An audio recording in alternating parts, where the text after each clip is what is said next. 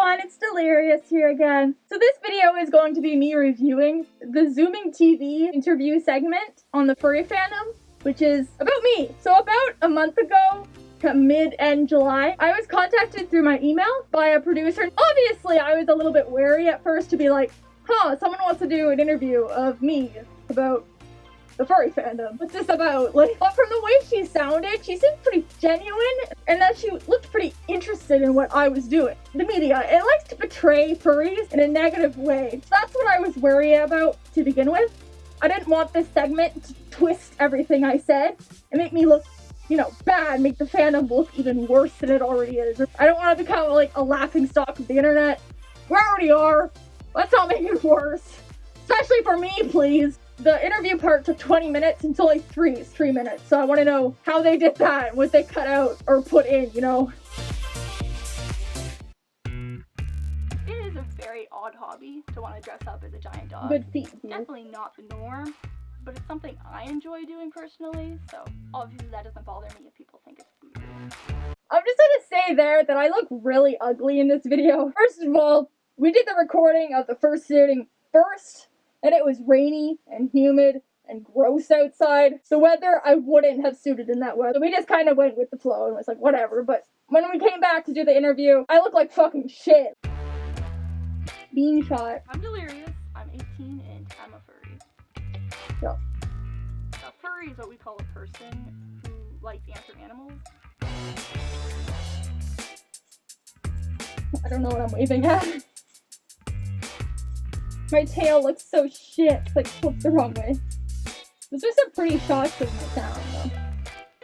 And now you guys all get to see my plushie addiction, which is right above me. Like, I have severe anxiety and it affects my life very dearly.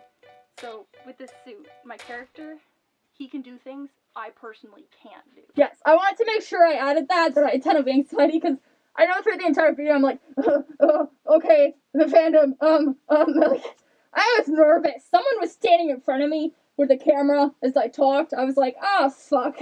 And since the furry fandom was being a big thing with my anxiety, so, yeah.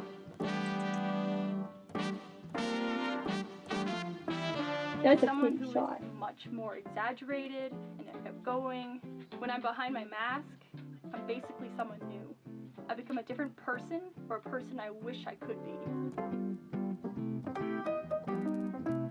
Oh god, we went to like a pet store and I was so nervous. The lady at the cashier was like, haha, so funny, oh my god. And we're like, oh fuck, no eye contact, Persona is what we call our own personal character. It's like a persona, but an animal.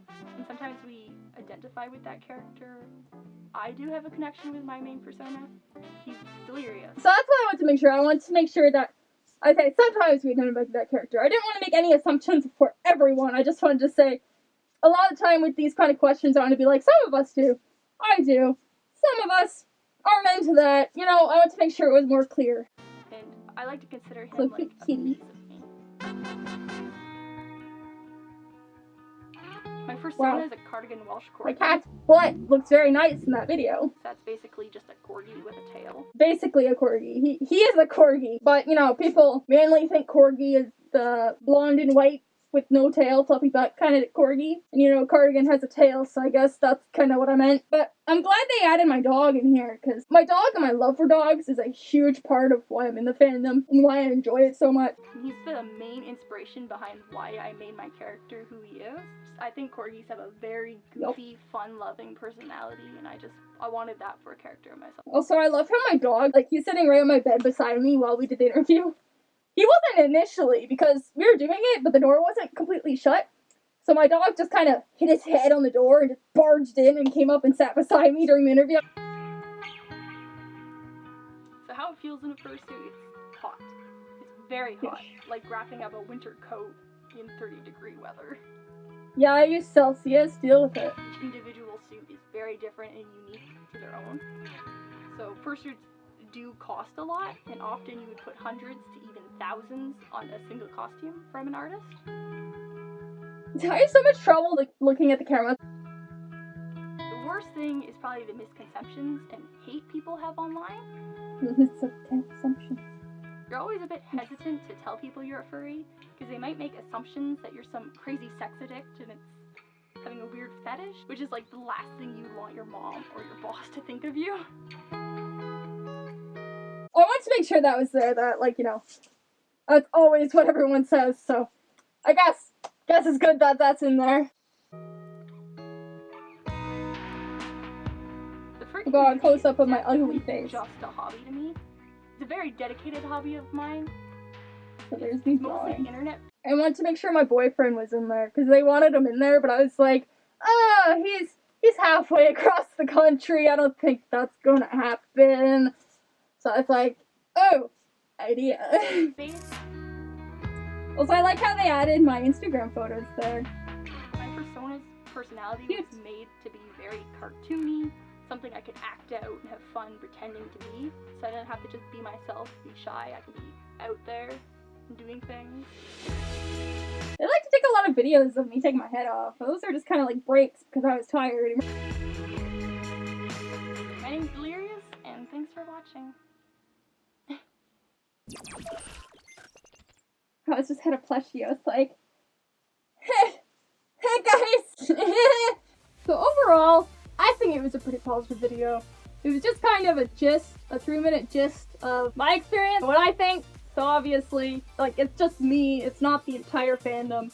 Just want to make sure that's out of the way. One thing they cut out that I really wish they kept in is how the furry fandom is such a huge community. We're all very close. We're like a family, you know. I think that's a very important part of the furry fandom. I wish they included that. I went on about how we're close with the LGBT community, how we're close with the LGBT+ community, any race, any religion. We all come together. And I think that's something very important about the furry fandom that they didn't include. I did touch on that subject very largely, but it didn't make it the cut, I guess. I wish they added that. Other than that, I don't think there was much I would have wanted to be added. One thing I might have added was I did talk about how fursuits, we only wear them a little bit.